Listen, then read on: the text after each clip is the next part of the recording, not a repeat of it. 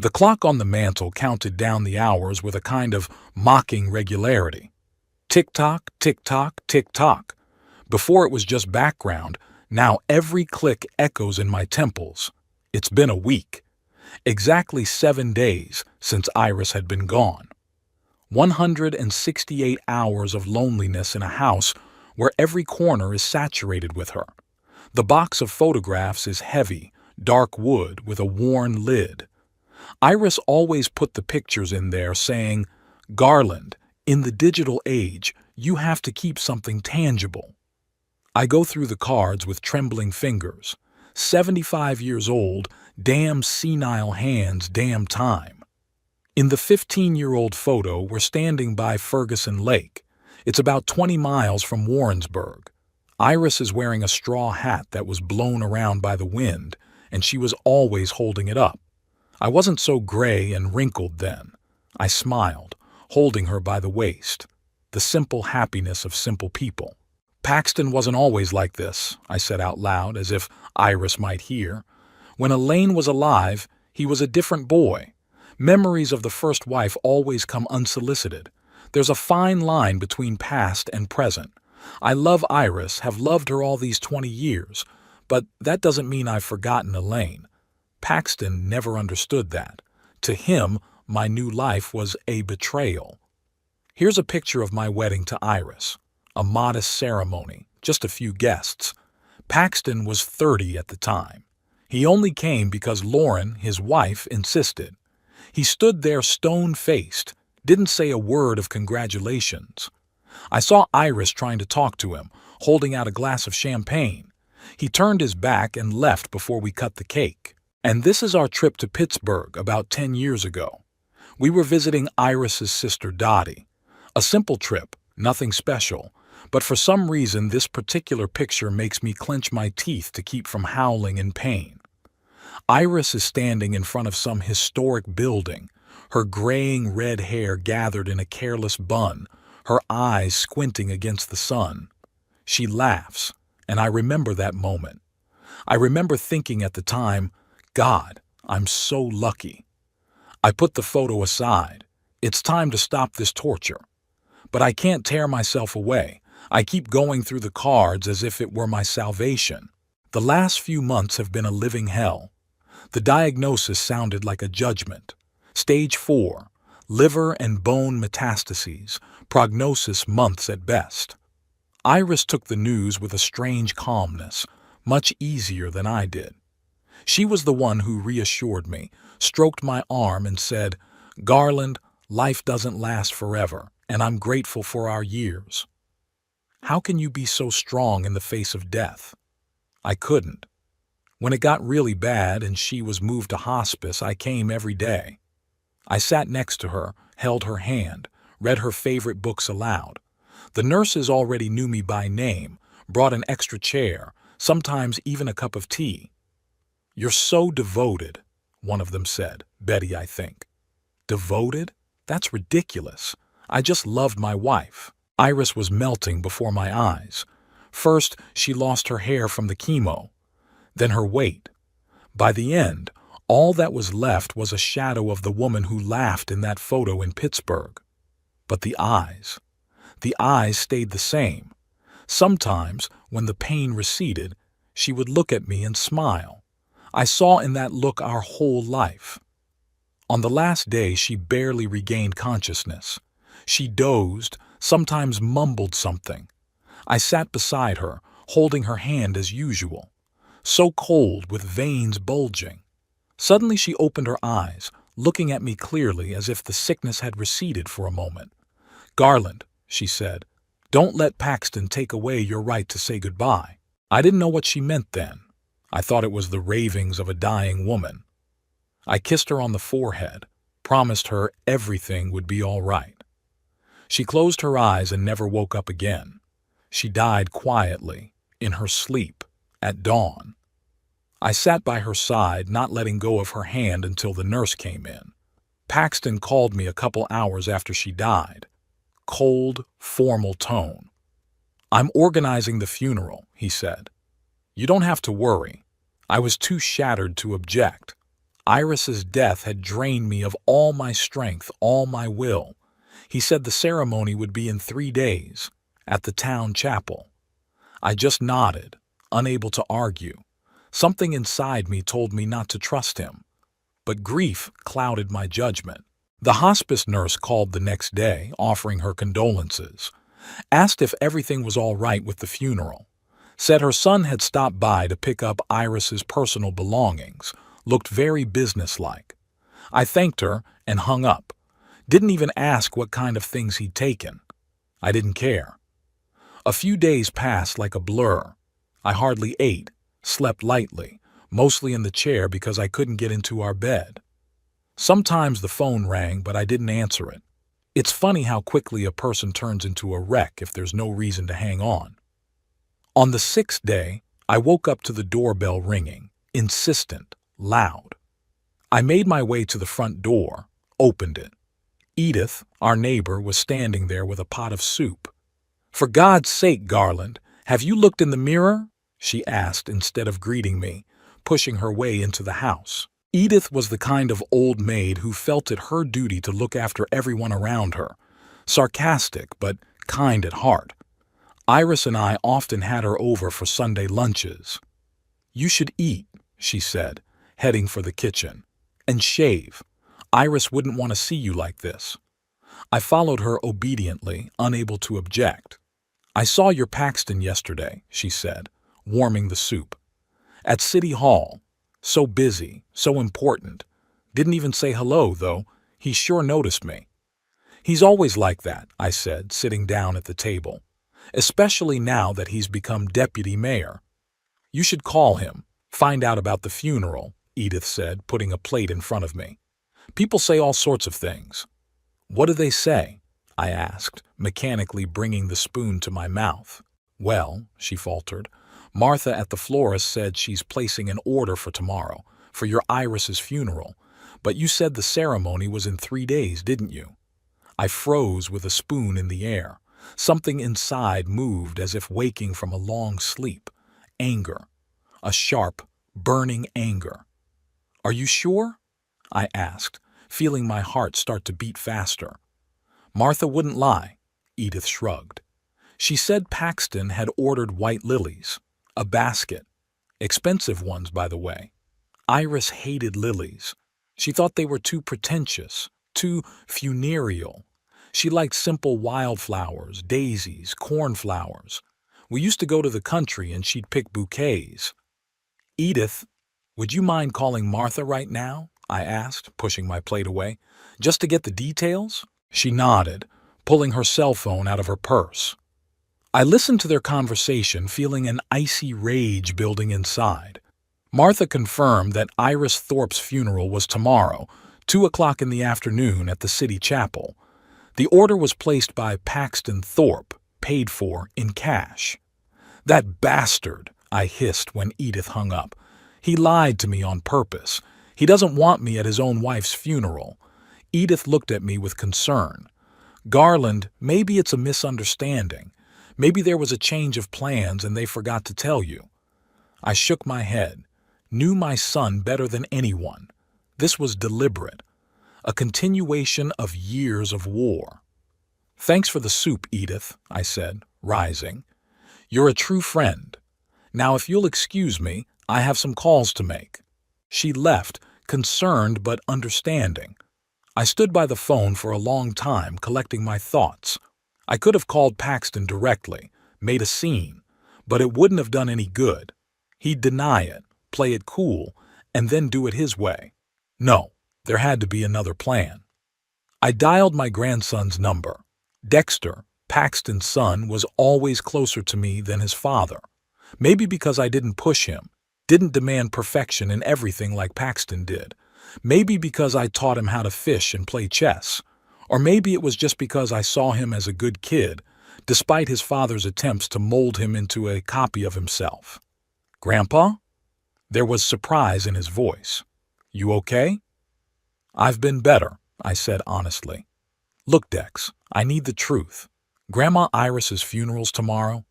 Silence on the phone. Long, heavy. Finally, he sighed. "Damn it, Grandpa. I was just about to call you. So it's true, I said. Your father went behind my back. He said he told you. Dexter sounded confused. He said that you refused to come because you were in too much pain. I grinned bitterly. Typical Paxton, turning everything inside out. Grandfather, Dexter continued, his voice low as if he was afraid of being overheard. There's something fishy going on. He's fussing over this funeral like a madman. Picked out the coffin himself, made the arrangements with the chapel. He even insisted that the coffin be closed. He says it's best for everyone. Iris wanted an open casket. We discussed it when it was clear the end was near. She said, I want people to see me for the last time. Don't be afraid, I won't look scary. Ask them to put some blush on. What time tomorrow? I asked, feeling my hands clench into fists. 2:00, City Chapel, Dexter answered. Grandfather, I don't know what it is with you and your father, but this isn't right. It's your wife's funeral, and you should be there. I will be, I said firmly. And thank you for telling the truth. We talked some more. Dexter told me that after the funeral there's supposed to be a reading of the will at the town notary's office. Paxton's all over Iris's will, even though she's nobody to him. But I know the son. He always thought he was entitled to everything. Thought she might have left something to his kids or the charity he runs. Typical Paxton, always looking to make a profit. I hung up the phone and sat still for a long time. 20 years of marriage, 20 years of love, arguments, reconciliations, breakfasts and dinners together, vacations and ordinary days. And Paxton wanted to take away my right to say goodbye to her. Don't let Paxton take away your right to say goodbye, I remembered Iris's last words. She knew. Somehow she had seen this coming. I stood up, feeling a strange determination. For the first time in a week I was ready to act. I had to call Percy Crimble, my old friend and lawyer. If anyone could help me stand up to Paxton, it was him. But first, a shower, a shave and clean clothes. Iris wouldn't want to see me like this. After Dexter called, I immediately tried Paxton, dialed his number over and over, but he didn't answer. I sent a text saying, I know about the funeral tomorrow. We need to talk. It's Reed. No answer. Damn son of a bitch, even now he's still playing his games. I went out on the porch to clear my head. It was a warm June evening with a light breeze. Iris loved such evenings. Often she sat in the rocking chair that still stands here, with a book and a glass of iced tea. Sometimes we'd just sit together in silence, watching the sky darken. Now the rocking chair is empty and the silence is deafening. Back in the house, I tried calling my son again, to no avail. Rage roiled inside, making it hard to breathe. How dare he? What right did he have to take away my farewell to Iris? The solution came naturally. Percy Crimble. We've been friends since college, though our paths have diverged since. He became a successful lawyer. I became a simple postal clerk. But our friendship has stood the test of time and status. When Elaine died, it was Percy who helped me with the paperwork, the insurance, the inheritance. When I married Iris, he was my best man. He retired 5 years ago, but he still worked part-time as a counselor. I found his number in a notebook, an old-fashioned paper notebook with worn corners. Iris had given it to me for my 60th birthday, saying that in the world of electronics, you had to have something reliable. Garland? His voice sounded surprised. It's good to hear from you, old boy. Percy, I need your help, I said without preamble. Iris died a week ago. Silence in the receiver. Then, Jesus, Garland, I'm so sorry. Why didn't you call sooner? I was out of it, I admitted. But now there's another problem. Paxton's organizing the funeral tomorrow without telling me. Lied about the date. Percy swore. He knew my son well. He has no right to keep you out of his own wife's funeral, he said firmly. It's illegal and immoral. What am I to do, Percy? I asked, feeling my voice shaking. I have to be there. I must say goodbye to her. You will be, he answered confidently. I'll come for you tomorrow at 1 o'clock. We'll go to the chapel together. If Paxton tries to keep you out, I'll be there. As your legal representative, something inside me has calmed down. With Percy, I could handle it. He wasn't just a lawyer, he was someone who knew my family's history. Thank you, friend, I said sincerely. You're welcome, he replied. Now tell me what happened. From the beginning. I told him everything. About Iris's illness, about the last days in hospice, about Paxton's call, about how I'd learned the truth. My voice was breaking, but I forced myself to speak. Percy listened without interrupting. Garland, he said when I was done, I know this is hard for you, but there's something else we need to talk about. Did Iris leave a will? I wondered. We talked to her about it, of course. She insisted that we both make wills. You never know what's going to happen, Garland. It's best to be prepared. Her foresight sometimes annoyed me, but more often I was grateful for it. Yes, I replied. Through the Baxter Law Firm, about 3 years ago. Good, Percy said. Then, after the funeral, we'll go to the reading of the will. You, as the legal spouse, have every right to attend. When we finished talking, I was relieved. The plan was in place. Percy would help. I'll be able to say goodbye to Iris tomorrow despite Paxton's best efforts. I made my way to the bedroom, opened the closet. A black suit hung on the rack, the same one I'd worn to my mother's funeral 5 years ago. Iris had helped me with my tie then, her slender fingers deftly tying the knot. Imagine just going to church on Sunday, she said then, trying to distract me from my grief. Now, I'm going to bury her. After picking out a shirt and tie, I put everything on the chair in the corner. Tomorrow I'll say goodbye to her, whether Paxton wants me to or not. That night I couldn't sleep. I lay staring at the ceiling, thinking about Iris, about how she'd come into my life. We met at the library where she worked. I'd come in looking for a book on gardening. I wanted to start a vegetable garden in the backyard to keep my hands and head busy after Elaine died. Iris helped me find the literature I needed, and a week later, when I returned for more books, offered me a cup of coffee. You look like you could use a break, she said then. Our romance developed slowly, cautiously. We were both not young, both carrying the weight of the past. Her, a failed marriage that had ended in divorce 20 years earlier. Me, the death of my wife from a sudden heart attack. We weren't looking for passion, more like understanding, acceptance, a safe harbor.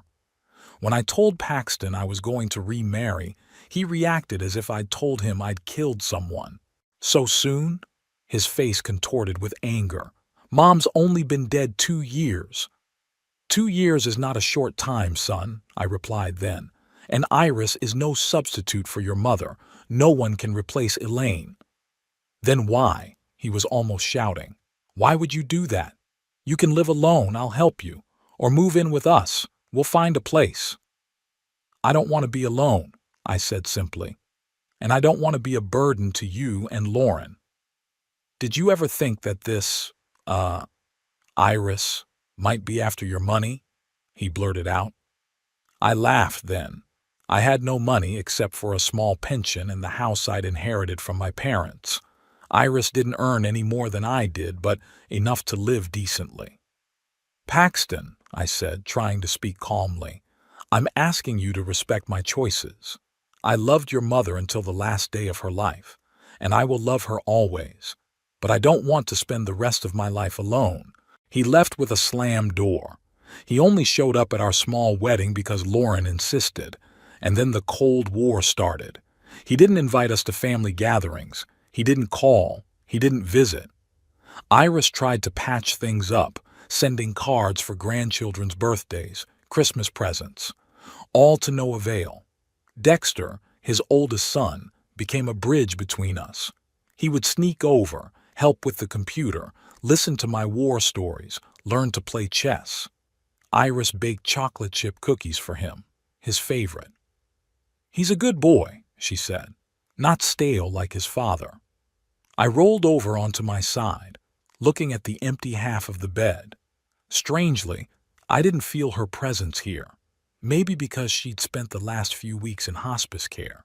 Maybe because her things were still in their places, as if she'd just stepped out for a bit and would be back soon. As the years went by, Paxton made a career in local government. First clerk, then manager, now deputy mayor.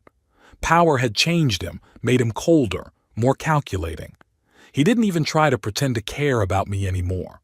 When Iris got sick, he didn't call, he didn't come.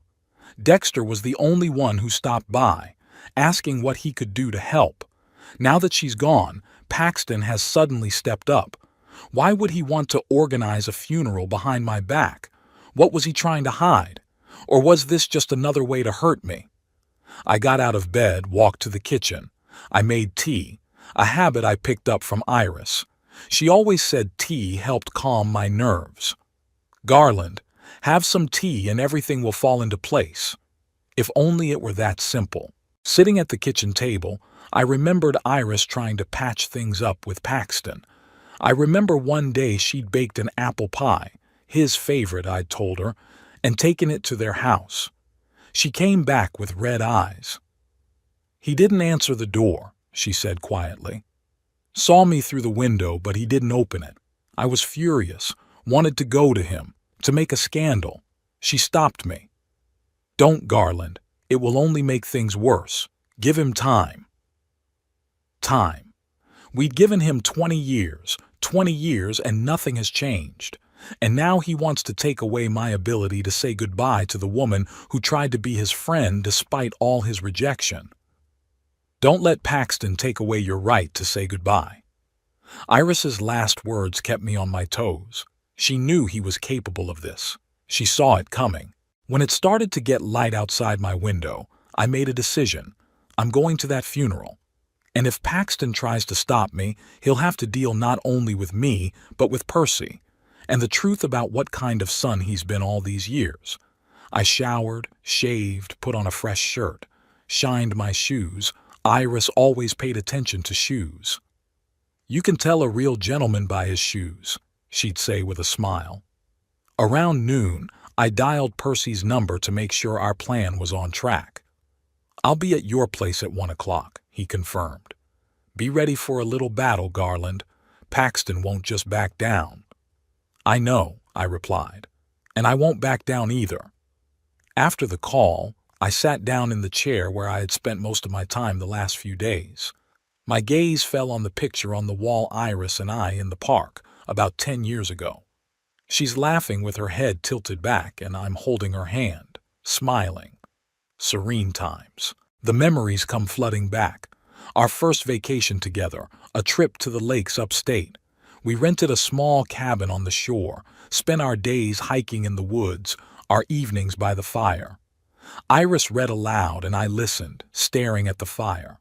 Her voice was soft, with a slight huskiness, especially when she was tired. "You know, Garland," she said to me then, "I've always dreamed of a life like this, simple, quiet, with a man who sees the real me." I saw her fears, her joys, her little quirks, like the way she folded newspapers by date, or her habit of humming when she thought no one could hear. Saw how she cried over sad movies and how fiercely she defended what she believed in. Saw her whole and loved every bit of her. And now Paxton wants to deny me the chance to say one last goodbye to her, to spend my last moments by her side before the earth forever hides her from me. The ringing of the doorbell interrupted my musings. I glanced at the clock. It was only 12. Early for Percy. Maybe Dexter had decided to stop by. Or, God forbid, Paxton had come to his senses. When I opened the door, I saw Lauren, Paxton's wife. She looked tense, fidgeting nervously with the strap of her purse. "Garland," she said instead of greeting, "may I come in?" I stepped back, letting her into the house. We hadn't seen each other in years, though we talked on the phone occasionally, usually when she called to see if I had Dexter. "I heard you knew about the funeral," she said, walking into the living room. Dexter blurted it out. "Yes," I answered, crossing my arms over my chest. And I'll be there, whether Paxton wants me there or not. She sighed, sinking into a chair. Garland, he's doing what he thinks is right, in his own way. Right? I felt my anger rising. Denying me the chance to say goodbye to my wife is the right thing to do? He doesn't think you deserve it, she said quietly. After you left his mother to die, I froze. This is it. That's what Paxton's been accusing me of all these years. I didn't abandon Elaine, I said, feeling my voice shake. I was there for her. I performed CPR, cardiac massage. I called an ambulance, but it was too late. I know, Lauren nodded. But that's not what Paxton thinks. He was there, Garland. Saw you panicking. Couldn't remember the number of the ambulance. How you screamed instead of acting. I slumped down on the couch, feeling my legs wobbling. Yes, I was panicking. Who wouldn't panic after seeing the woman they love fall to the floor, clutching her chest? Yes, I didn't immediately remember the number. Yes, I screamed. I called for help, but I did the best I could. He was a kid, Lauren, I said tiredly. A teenager. Of course, he didn't think I'd done enough for his mother. He's a grown man now, she replied. But that resentment, that anger, hasn't gone away. And when you married Iris so soon after Elaine's death, it was a betrayal to him. 2 years isn't that soon, I countered. And I never stopped loving Elaine. I just found room in my heart for Iris too. Lauren looked at me sadly. I know, Garland. And I've tried to explain that to Paxton, but he won't listen. There's only black and white for him. You either love his mother and are loyal to her, or you're a traitor. We were silent for a while. Then she stood up. I came to tell you that if you show up at the funeral, there will be a scandal, she said. Paxton is determined. He believes Iris destroyed your family, and he won't let you desecrate your mother's memory by attending this funeral. Desecrate? I felt the blood rush to my face. This is my wife we're talking about, Lauren. 20 years together, 20 years of love, care, support, and he wants to take away my right to say goodbye to her. He's already organized everything, she said, heading for the door. There will be guards. They won't let you in. We'll see, I said, straightening up. I have a plan too, and friends. She stopped at the door, looking at me with a strange expression, either pity or respect. You know, Garland, I always thought you were a good man, and Iris was a good woman. I'm sorry about what happened. After she left, I sat back in my chair. So, Paxton's ready for war. Well, so am I. I'm not going to let him take away my goodbye to Iris, not after all we've been through. Percy arrived at exactly 1 o'clock, as promised. Seeing my face, he frowned. What happened? I told him about Lauren's visit, about Paxton hiring guards to keep me out of the funeral. What a bastard, Percy muttered. But it doesn't make any difference, Garland. We're going anyway. Are you sure? I asked. There could be a fight, a scandal. Iris wouldn't want that. Iris would want you there, Percy said firmly. And we'll do everything we can to make it happen. No fights if possible. But you have every right to attend your wife's funeral, and no Paxton and his guards can stop that. I nodded, feeling a surge of determination. Percy was right. Iris would have wanted me there. Her last words had been exactly that. Then let's go, I said, rising. It's time to show my son that I can fight too. The Warrensburg City Chapel was a small white building with stained glass windows and a modest bell tower. I've been here many times. Weddings, christenings, funerals. But I never thought I'd be burying Iris here. When Percy and I pulled up, there were several cars in the parking lot. I recognized Lauren's silver sedan, Paxton's black SUV, Dexter's older Ford. A few other cars probably belonged to Iris's friends from the library and neighbors. Ready? Percy asked, turning off the engine. I nodded, feeling my throat go dry. Am I ready? Am I ready to see the woman I'd lived with for 20 years for the last time? Am I ready for my own son to try to stop me from doing so?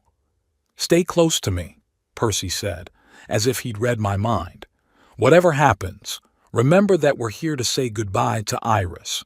Don't let Paxton provoke you." We got out of the car.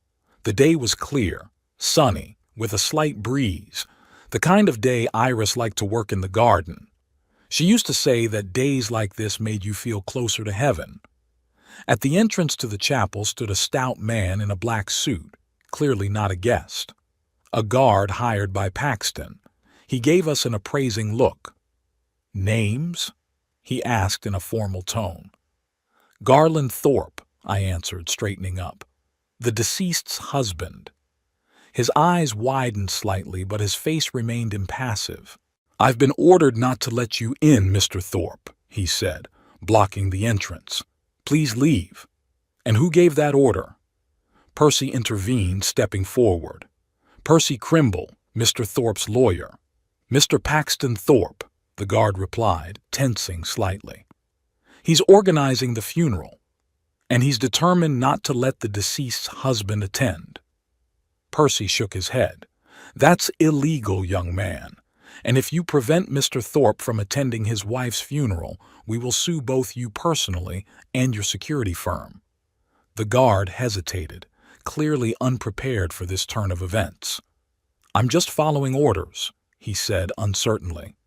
"Follow the law, not illegal orders," Percy cut him off. "Now step back, please. We're late for the ceremony." To my surprise, the guard backed away.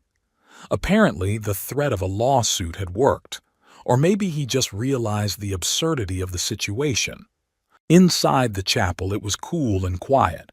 Several rows of pews, most already occupied. An altar decorated with white lilies, a flower Iris couldn't stand. And the coffin, closed, just like Dexter had said. Dark wood, gleaming in the candlelight.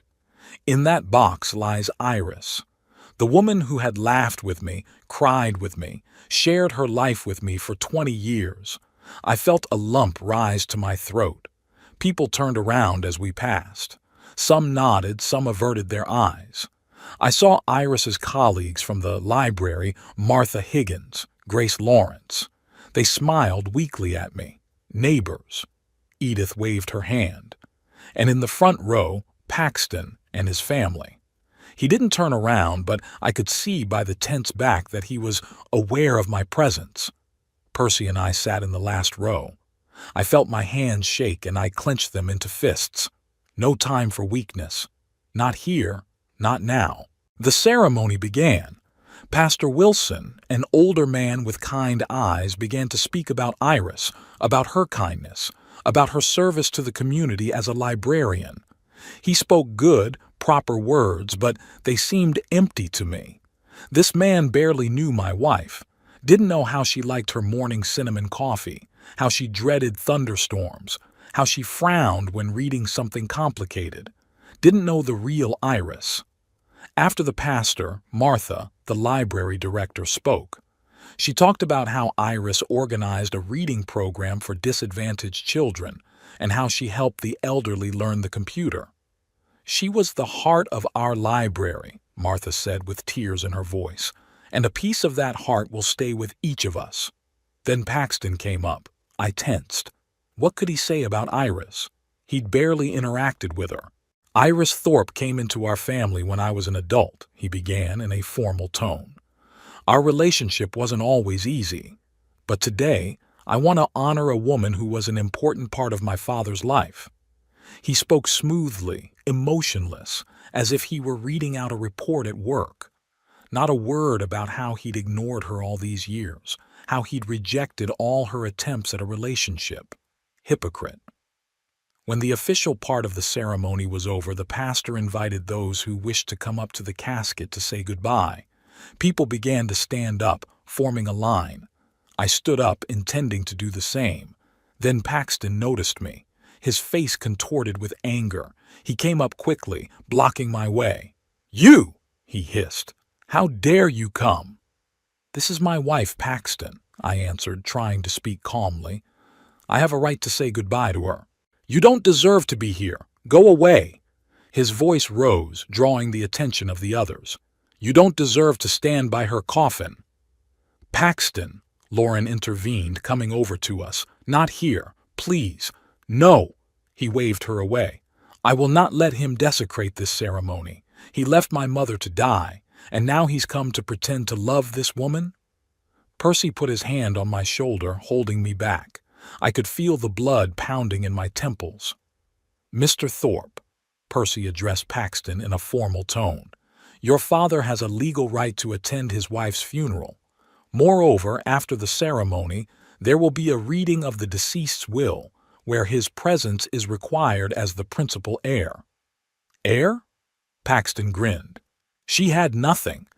We'll find that out at the reading of the will, Percy said calmly. For now, I strongly advise you to step back and let your father say goodbye to his wife. Otherwise, I'll have to file a complaint for obstruction of a funeral ceremony, which is a violation of state law. Paxton turned black, but backed off. I saw Dexter looking at us from the back row, a mixture of embarrassment and relief. I walked over to the casket, closed against Iris's wishes, put my hand on the polished wood, cold, smooth, nothing like the warmth of a living person. Goodbye, my dear, I whispered. Thank you for 20 years of happiness. I felt tears on my cheeks, but I didn't wipe them away. Let everyone see. Let Paxton see that I really loved her. After the ceremony, people started to leave. Some came up to me, offering their condolences. Martha hugged me, whispering, "She loved you so much, Garland. Always said you were the best thing that ever happened in her life." Percy came up to me when the chapel was almost empty. "It's time to go to the notary," he said. "The reading of the will is scheduled for 4 o'clock." I nodded, taking one last look at the coffin. Strangely, I didn't feel Iris was here. Perhaps because she had spent most of her life not in the church, but in the library, in the garden, in our house. That's where her spirit remained, her presence. Not here, among the cold white lilies and formal speeches. The Baxter's notary office was in the center of town, in an old columned building. When Percy and I entered, Paxton and Lauren were already there, Dexter and a few other people I hadn't expected to see, Dottie, Iris's sister, whom they hadn't spoken to in years, and a young woman, probably her daughter, Iris's niece. Hamish Baxter, an elderly notary with a neat gray beard, greeted everyone and motioned for them to sit down. I noticed Paxton's tense expression, as if preparing for battle. "We are here to read Iris Frawley Thorpe's last will and testament," Baxter began in a formal tone. "The document was drawn up 3 years ago and duly witnessed." He opened the folder, put on his glasses, and began to read. "I, Iris Frawley Thorpe, being of sound mind and sound judgment, make my last will and testament regarding the disposition of my estate at my death." Then came the standard legal language. I listened, half listening, thinking about the fact that Iris had been sitting here, in this very office, 3 years ago, planning what would happen after her death, taking care of a future she would no longer have. "To my beloved husband, Garland James Thorpe, I leave the house number 17 Maple Street in the city of Warrensburg, which I purchased before my marriage, with all its contents, as well as all my savings and accounts at the First National Bank of Warrensburg and the stock in Bloomfield Pharmaceuticals inherited from my parents." I shuddered. The house on Maple. But we lived in my house on Elm. Iris was renting out the Maple house. It was her source of extra income. I had no idea she had stock. She never talked about it. Paxton straightened, his face a mixture of surprise and indignation. He clearly hadn't expected this either. "To my sister, Dorothy Dottie Frawley Hammond, I leave my mother's china collection and $10,000. Dottie sobbed quietly. She and Iris hadn't spoken in about 5 years because of some family quarrel that Iris didn't like to remember. "To my niece, Abigail Hammond, I leave my collection of art books and $5,000 for her education." The young woman, Abigail, looked surprised. Apparently she too had not expected an inheritance from an aunt with whom she barely spoke. To Dexter Thorpe, Paxton's son, I leave my pocket watch that belonged to my father. Dexter has always admired them, and I know he will value them not for their material value, but for the history they hold. Dexter smiled weakly. I remembered how, as a teenager, he had loved looking at that watch, asking about its history. Iris had always answered his questions with patience and love. To Paxton Thorpe, my husband's son, I do not leave material possessions, as I know he will not accept them from me. Instead, I leave him a letter which I ask the notary to deliver to him personally after the reading of the will. Paxton snorted as if to confirm her words. Indeed, he would accept nothing from her. I leave the remainder of my estate, including personal effects, furniture, and art, to my husband, Garland Thorpe, with full discretion to dispose of them as he sees fit. Baxter closed the folder and removed his glasses. This concludes the reading of Iris Frawley Thorpe's will. Are there any questions? Paxton raised his hand like a schoolboy. I'd like to know how much money we're talking about when it says savings and shares. Baxter looked at me as if asking for permission. I nodded. I was curious too. According to the last statement, Mrs. Thorpe has $243,000 in her accounts, the notary said. As for the shares of Bloomfield Pharmaceuticals, their current value is about $370,000. The house on Maple Street is valued at about $200,000. I felt my jaw drop. Over $800,000. Iris? My Iris, who had always lived modestly, worked as a librarian for a small salary, never spent money on luxuries. Paxton looked as if he had been struck. He shifted his gaze from the notary to me and back again. That's impossible, he muttered. She was a librarian. Where did she get that kind of money? Mrs. Thorpe inherited the stock from her parents, Baxter explained. Her father was one of the early investors in Bloomfield Pharmaceuticals. As for savings, she was a very thrifty person and invested her money wisely. I remembered how Iris always kept a close eye on the family budget, how she was able to find good deals, how happy she was when she could save money. But I had no idea of the extent of her fortune. She never talked about it.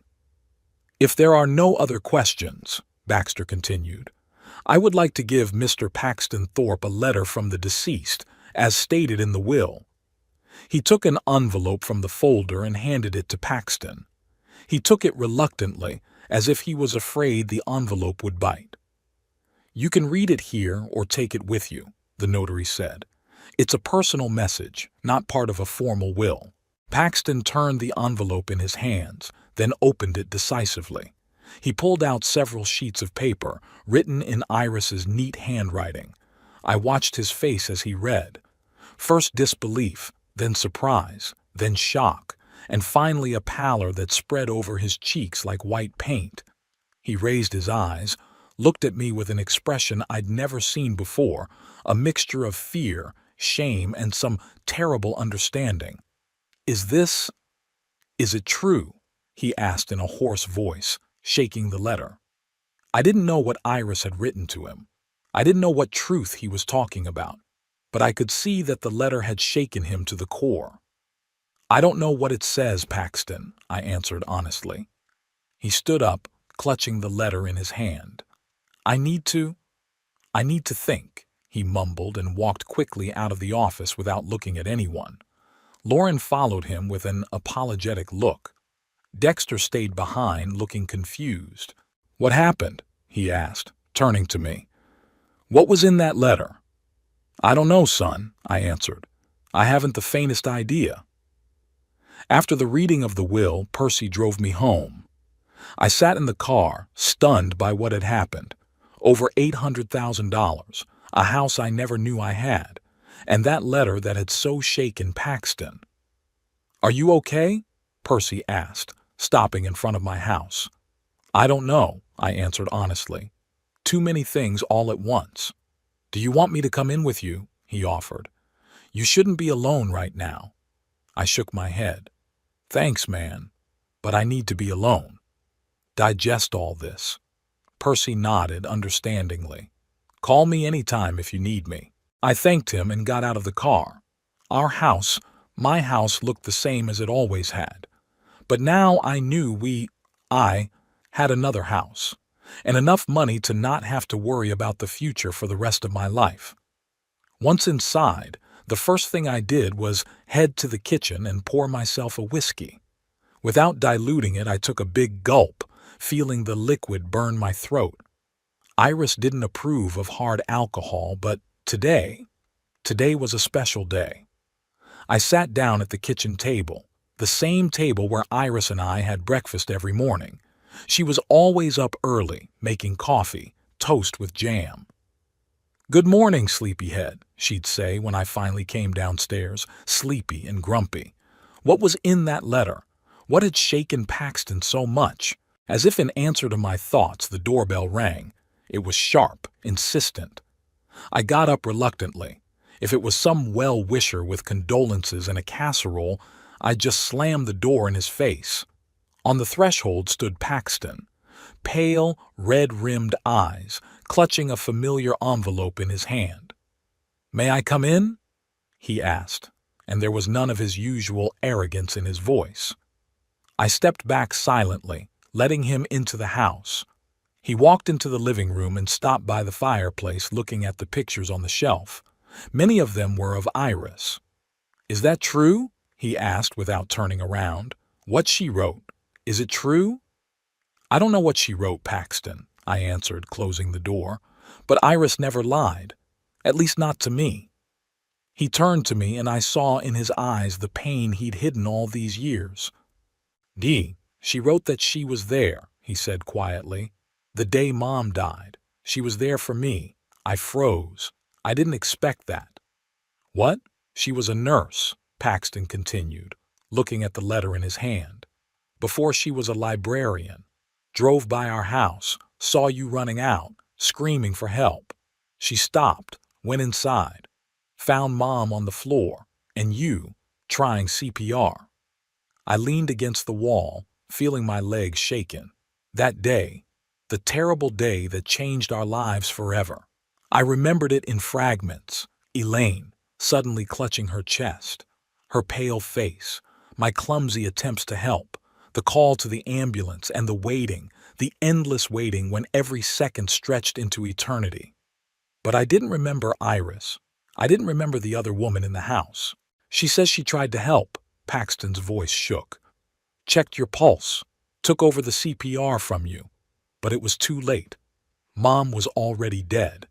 A massive heart attack, almost instantaneous death.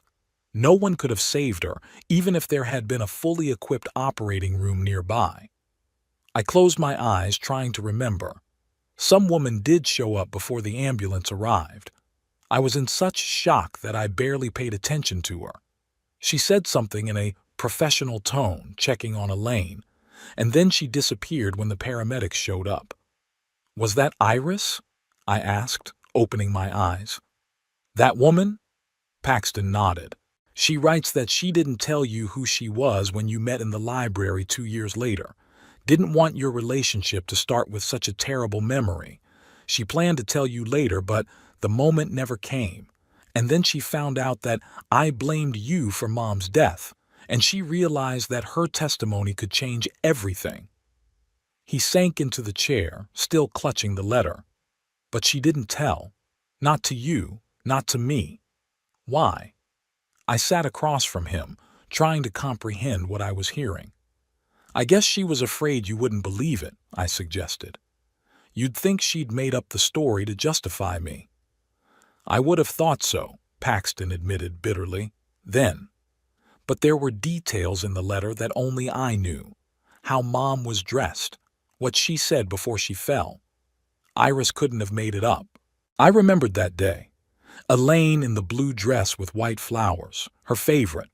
How she said, "Garland, I don't feel well," and clutching her chest. How she fell to the kitchen floor, knocking over a chair. "She's not lying," I said quietly. "I don't remember her there, but It was the worst day of my life. I don't remember much of it clearly. Paxton looked up at me with a look full of pain. All these years, I blamed you. Thought you didn't do enough to save her. And then you found her replacement so quickly. 2 years isn't that fast, I argued tiredly. And Iris was never a replacement for your mother. She was a different person, someone I came to love in a different way. I know, he lowered his head.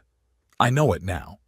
She writes about it too, about how you talked about your mom, how you kept her pictures, how sometimes you called her name in your sleep.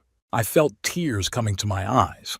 Iris never reproached me for that, never jealous of Elaine's memory, realized my heart was big enough to hold love for both of them. That's not all. Paxton turned the page of the letter. She knew about my financial problems, about going into debt trying to impress my bosses to maintain a certain standard of living. I frowned. That was something I definitely didn't know about. What kind of problems?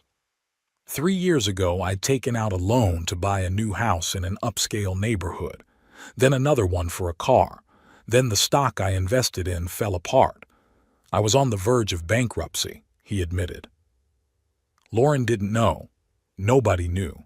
I was going to sell the house, start over. He paused, gathering his thoughts. Suddenly I got a call from some lawyer.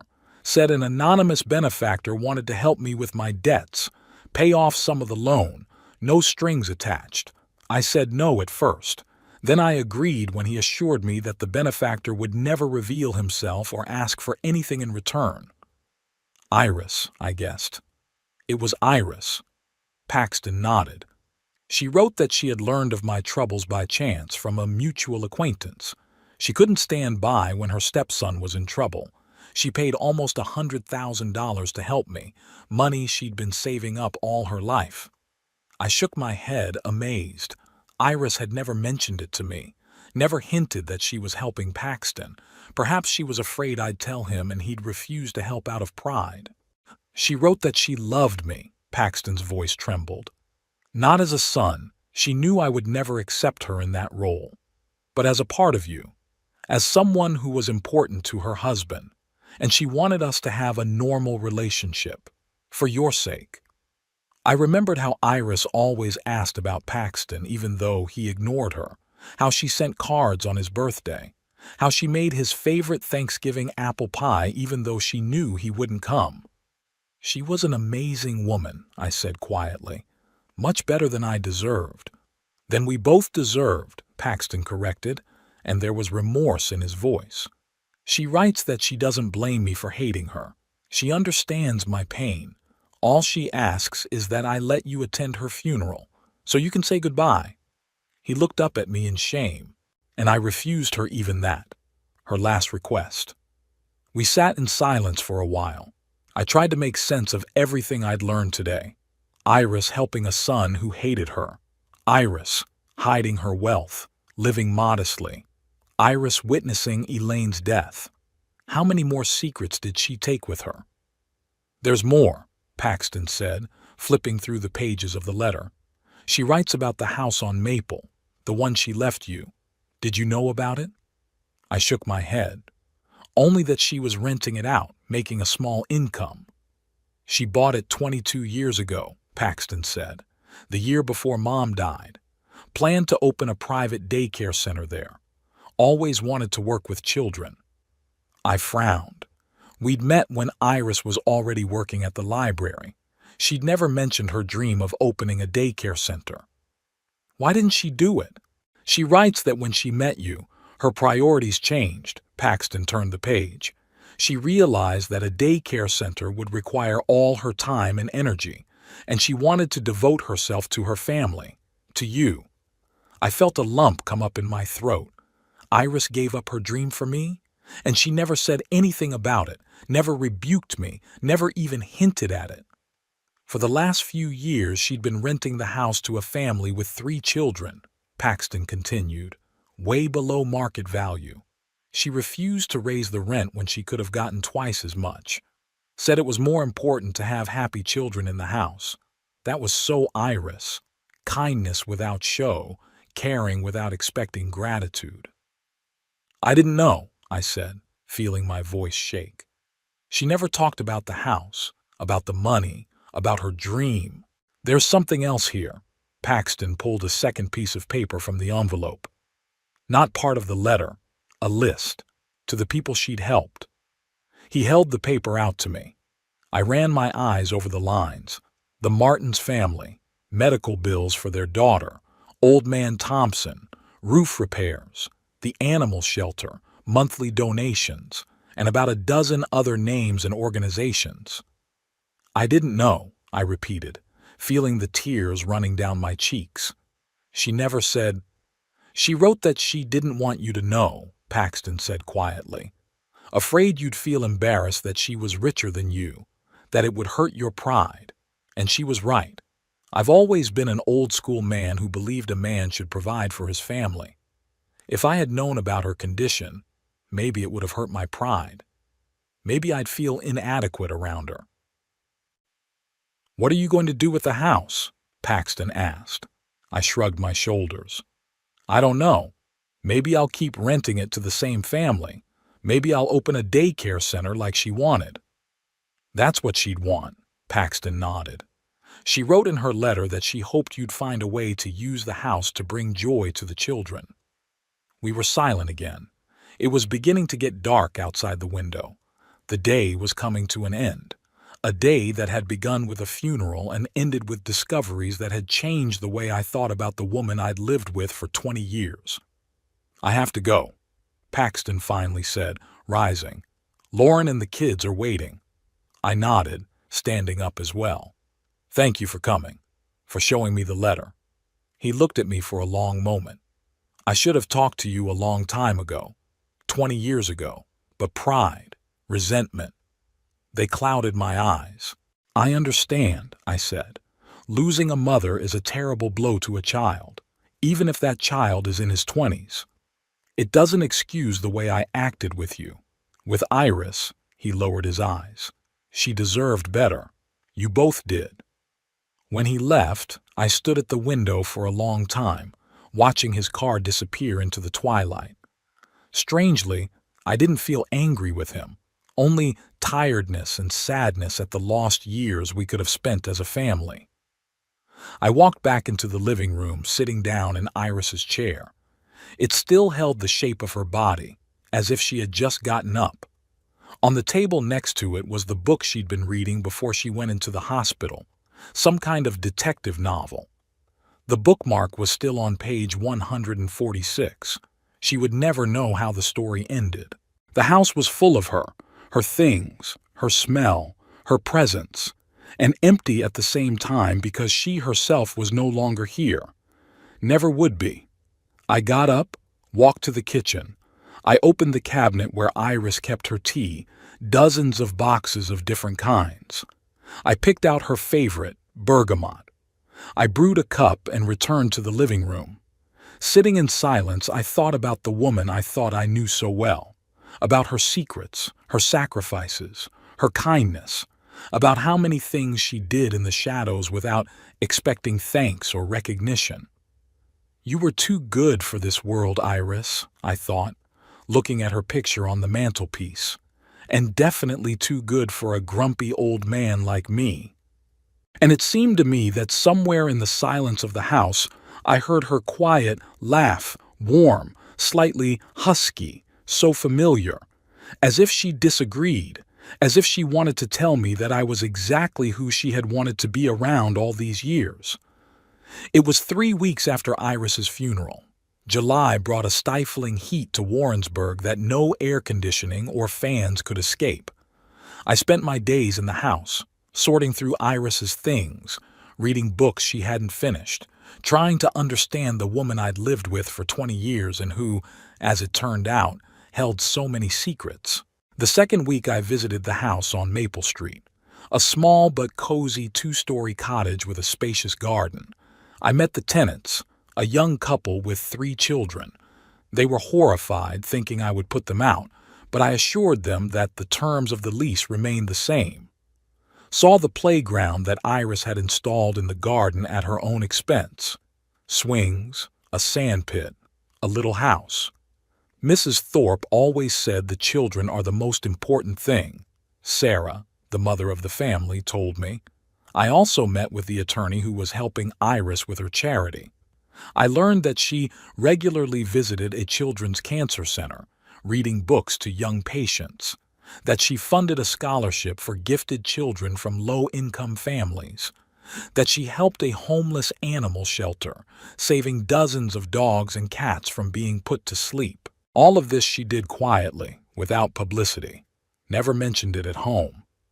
"Why brag about something you just have to do?" she liked to say. One night I got a call from Dexter, asked how I was doing, offered to help, said his dad hadn't been himself lately. Quiet, brooding, spends a lot of time in his office going through old photographs. I didn't mention the contents of Iris's letter. That was Paxton's business. At the end of the third week, on Saturday, the doorbell rang. I wasn't expecting visitors. I'd had a few visits since the funeral. Percy, Edith, a couple of Iris's colleagues from the library. But the phone had been silent the last few days, and no one had knocked on the door, for which I was grateful. I needed to be alone. Opening the door, I saw Paxton. He stood on the threshold, shuffling nervously from foot to foot, a bottle of whiskey in his hands. "May I come in?" he asked without greeting. I stepped back, letting him into the house. We hadn't seen or spoken since our last conversation on the day of the funeral. He looked gaunt, with shadows under his eyes. I guess the shock of Iris's letter hadn't worn off. "Brought you a drink," he said, holding out the bottle. "Thought we could use one." I nodded, accepting the offering. Expensive scotch, 12 years old. Paxton always liked quality stuff, often unaffordable. "Come into the kitchen," I offered. "Or the living room." "The kitchen's fine," he said. "It's cozier." We went into the kitchen. I took out 2 glasses and poured us both a drink. We sat down at the table, which still had the tablecloth Iris had chosen, a small floral pattern. "How are you?" Paxton asked, taking a sip. "I'm hanging in there," I answered honestly. "Sometimes better, sometimes worse. How about you?" He twirled the glass in his hands, looking at the amber liquid. "I don't know. I'm trying to make sense of everything. What Iris wrote, the way I've behaved all these years. We didn't talk." Through the open window came the chirping of cicadas and the distant barking of the neighbor's dog, the usual sounds of a summer evening that Iris liked to listen to while sitting on the porch. "I visited the house on Maple," I said, breaking the silence. "Met the tenants. Nice family." Paxton nodded. "What do you plan to do with it?" "I haven't decided yet," I shrugged. "Maybe I'll actually open a children's center or something, fulfill her dream." "That would be good." He took another sip. "She loved kids. Always treated mine well. Even when I was what I was. I remembered how Iris always bought gifts for her grandchildren for all the holidays, even though she was rarely able to give them in person. How she'd asked about them, rejoiced in their successes, even though she knew about them only from Dexter's rare stories. "Iris was special," I said quietly. "Better than most of us." Paxton nodded, looking into his glass. "I didn't deserve a stepmother like that," he said bitterly, "nor a father like that." I looked up, surprised by his words. "What do you mean?" He took a deep breath as if gathering his strength.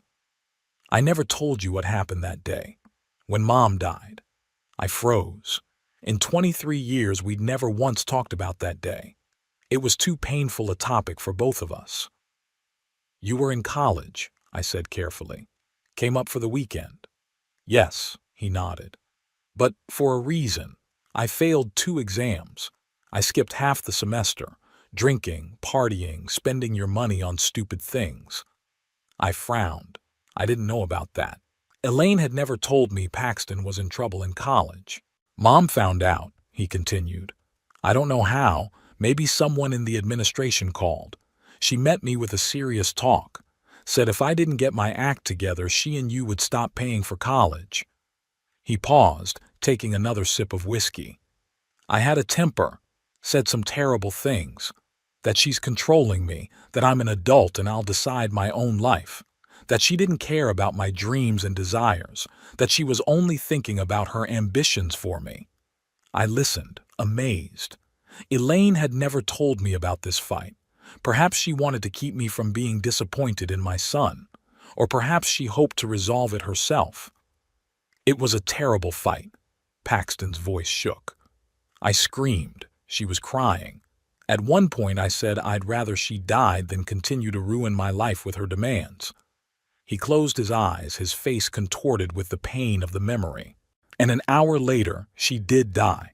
Caught her heart right in the kitchen while you and I were in the living room. You ran to her, tried to help her, and I just stood there, unable to move, knowing it was my fault. My words, my anger, had triggered the attack. I shook my head, feeling the lump in my throat. Paxton, it's not your fault. Your mother had congenital heart failure. The doctors said it could have happened at any time. But it happened right when I wished her dead. He looked up at me with a look of lingering pain. Do you understand? I literally killed her with my words. No, I shook my head firmly. You didn't kill her. The fight might have been the trigger, but the attack would have come sooner or later. Maybe from another stressor, from physical exertion, just in her sleep. Paxton was silent for a long time, staring out the window. Then he spoke again, quietly, almost in a whisper. It was easier to blame you, to think you didn't do enough to save her. That if you'd called an ambulance sooner, started CPR sooner, she might have survived. I understand, I said softly. Sometimes it's easier to direct anger outward than to admit your own guilt, even if it's not really your fault.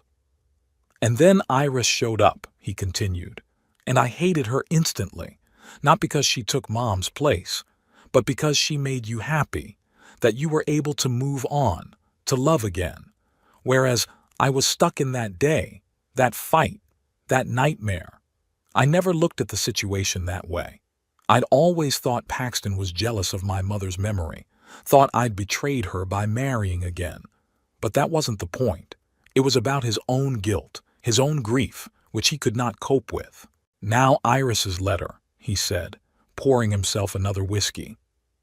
She was there, saw you trying to save your mom, confirmed that there was no chance. It was like it took some of the guilt off me. And at the same time, it showed me how awful I've been all these years. To you, to her. You were a child who lost his mother, I said. Wounded, confused. We all do stupid things when we're hurt. I was 22, he countered, not 12. I should have handled it better. Supported you, not blamed you. Accept Iris, not reject her. I remembered Paxton from those days, fiery, emotional, always ready to challenge authority. That's how he was before his mother died. He was still like that, only with the added bitterness of loss and guilt. 22 is still very young, I said, especially for this kind of trauma. We were silent again. I thought about the years spent in feuds, in grudges, in misunderstandings, how Iris had tried to build a bridge between us, not knowing the real cause of the rift, how she secretly helped Paxton, knowing that open help would be rejected. What about your financial problems? I asked. The ones Iris wrote about, are they solved? Paxton wrinkled his nose. Partially. Her help saved me from bankruptcy, but I still have debts. I took on too much, trying to impress. New house, car, private school for the kids, all to look like a successful deputy mayor. Why didn't you come to me? I asked. I could have helped. He grinned bitterly. Pride, what else? I spent 20 years pretending you were nothing to me.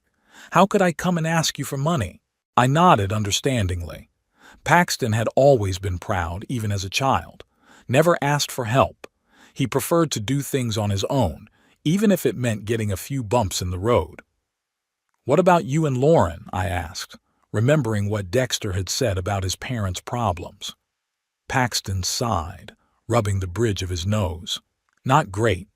We estranged. I'm at work all the time. She's busy with the kids.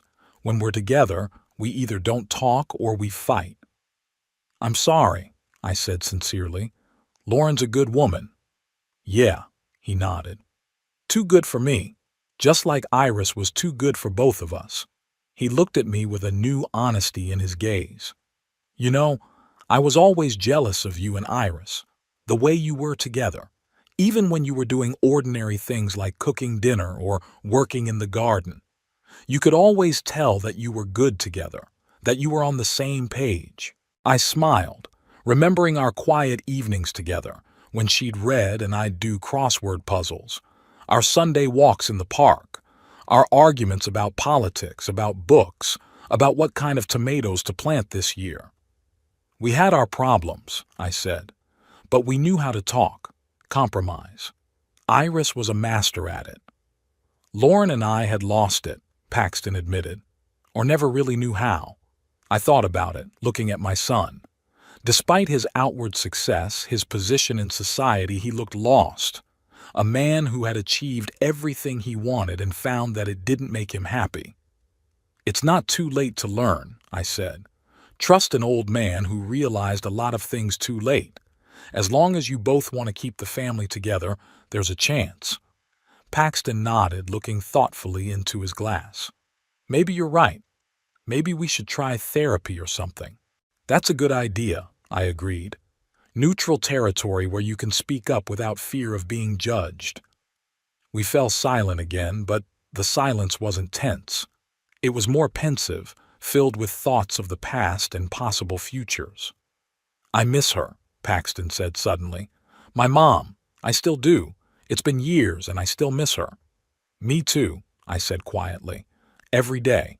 And Iris now too. How are you doing? He asked, looking at me with genuine interest. With loss. Twice, I wondered. How am I coping? I live day by day. I remember the good things. I let myself be sad when things get unbearable. I don't know if I'm coping, I answered honestly. I just move on. Because that's what they'd both want. For me to live, not exist in the past. Paxton nodded, understanding. I've been stuck in the past for 20 years, he said. That fight, that day, maybe it's time to move on, like you did. It's never too late, I said, reaching out and touching his shoulder lightly. And you're not alone. You have a family, Lauren, the kids, and me, if you want me to. He looked up at me and I saw something in his eyes that I hadn't seen in years, a glimpse of the boy I'd once taught to ride a bike, to cast a fishing rod, to tie a tie. I want to, he said quietly. If you can forgive me for all these years. I forgave you long ago, I replied, tears welling up in my eyes, just waiting for you to be ready to come back. We sat in the kitchen until late at night. We talked about the past, not just the painful moments, but the happy ones as well. Elaine teaching Paxton how to bake cookies from his grandmother's recipe, the fishing trips we went on every summer, college, Paxton's first job, the birth of his children. We talked about the present, his job at City Hall, my plans for the house on Maple, Dexter going to medical school. We talked about the future, uncertain, but including both of us for the first time in a long time. Maybe family dinners on Sundays, perhaps a vacation together next summer, perhaps new traditions to replace lost ones. By the time Paxton got ready to leave, it was well past midnight. We stood at the door and there was something awkward about that goodbye. Too much said, too much changed in one evening. Thank you, he said, holding out his hand, for listening, for not kicking me out. I ignored the hand and hugged him, first time in 20 years. He tensed for a moment, then relaxed, hugging back. Come over next Saturday for dinner, I said, letting him go. With Lauren and the kids. I'll cook something. Are you sure? He looked unsure. We can go to a restaurant. You don't need to. I want to, I interrupted. A family dinner, at home, like we used to.